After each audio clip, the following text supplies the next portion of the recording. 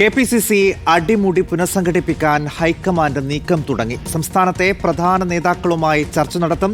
KPCC അധ്യക്ഷൻ K സുധാകരനെ മാറ്റുമോ എന്നതിൽ വ്യക്തതയില്ല. കെ സുധാകരൻ മാറിയാൽ കൊടിക്കുന്നിൽ സുരേഷിനാണ് ആദ്യ പരിഗണന. ബെന്നി ബെഹനാൻ, ആന്റോ ആന്റണി, ഡീൻ കുര്യാക്കോസ്, അടൂർ പ്രകാശ് എന്നിവരും പരിഗണനയിലുണ്ട്. റോഷിപാലുണ്ട് വിശദാംശങ്ങളുമായി. റോഷിപാൽ, അധ്യക്ഷ സ്ഥാനത്തെക്കുറിച്ച് ഇപ്പോഴും അവ്യക്തത നിലനിൽക്കുകയാണ്. ഈ റീഷഫിൾ വരുമ്പോൾ മറ്റേതൊക്കെ നേതാക്കൾക്കാണ് പരിഗണനയുള്ളത്? മറ്റൊരാൾ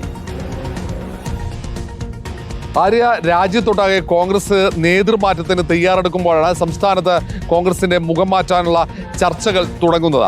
ഹൈക്കമാൻഡിന് KPCC അടിമുടി പുനഃസംഘടിപ്പിക്കാനാണ് താല്പര്യം. പക്ഷേ KPCC അധ്യക്ഷൻ മാറിയാൽ മാത്രമേ അങ്ങനെ ഒരു പുനഃസംഘടന നടക്കുകയുള്ളൂ. KPCC അധ്യക്ഷ പദവിയിൽ നിന്ന് കെ സുധാകരൻ മാറാൻ സന്നദ്ധനല്ല എന്ന വിവരങ്ങളാണ് പുറത്തു വരുന്നത്. അങ്ങനെയെങ്കിൽ ഒരു മുഖം മിനുക്കലിൽ പുനഃസംഘടന ഒതുങ്ങാനാണ് സാധ്യത. KPCC അധ്യക്ഷ സ്ഥാനത്ത് കെ സുധാകരനെ നിലനിർത്തി ഭാരവാഹികളെ മുഴുവൻ മാറ്റും. അതിനൊപ്പം തന്നെ ജില്ലാ കോൺഗ്രസ് കമ്മിറ്റികളിലും പുനഃസംഘടന ഉണ്ടാവും. നിലവിൽ പല ജില്ലാ കോൺഗ്രസ് കമ്മിറ്റികളും കൃത്യമായി പ്രവർത്തന രംഗത്ത് സജീവമല്ല. അധ്യക്ഷന്മാർ പലരും നിർജ്ജീവമാണെന്ന വിലയിരുത്തലുണ്ട്. ഇത് സംബന്ധിച്ച് ഹൈക്കമാൻഡ് പ്രതിനിധികൾ ചില പരിശോധനകൾ നടത്തിയിരുന്നു. പ്രധാനപ്പെട്ട നേതാക്കളുമായി ആശയവിനിമയം നടത്തിയിരുന്നു. അതിന്റെ അടിസ്ഥാനത്തിലാണ് നിലവിലെ പ്രവർത്തനത്തിൽ സജീവമല്ലാത്ത KPCC ഭാരവാഹികളെ മാറ്റി പകരക്കാരെ നിർത്താനടക്കമുള്ള ആലോചനയിലേക്ക് കടക്കുന്നത്. ഏതായാലും കൂടുതൽ വൈകാതെ തന്നെ KPCC പുനഃസംഘടനയുണ്ടാകും. അത് KPCC അധ്യക്ഷൻ മാറുന്നില്ലെങ്കിൽ അധ്യക്ഷനെ നിലനിർത്തിക്കൊണ്ടുള്ള ഒരു പുനഃസംഘടനയായിരിക്കും.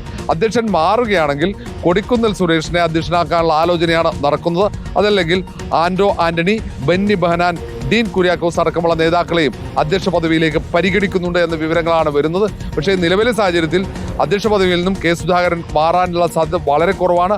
അങ്ങനെയാണെങ്കിൽ നേരത്തെ സൂചിപ്പിച്ചതുപോലെ വലിയ രീതിയിലുള്ള ഒരു പുനഃസംഘടന ഉണ്ടാകില്ല. ഭാരവാഹികളെ മാത്രം മാറ്റി ഒരു മുഖമുനുക്കലിലേക്ക് പുനഃസംഘടന ഒതുങ്ങാനാണ് സാധ്യത.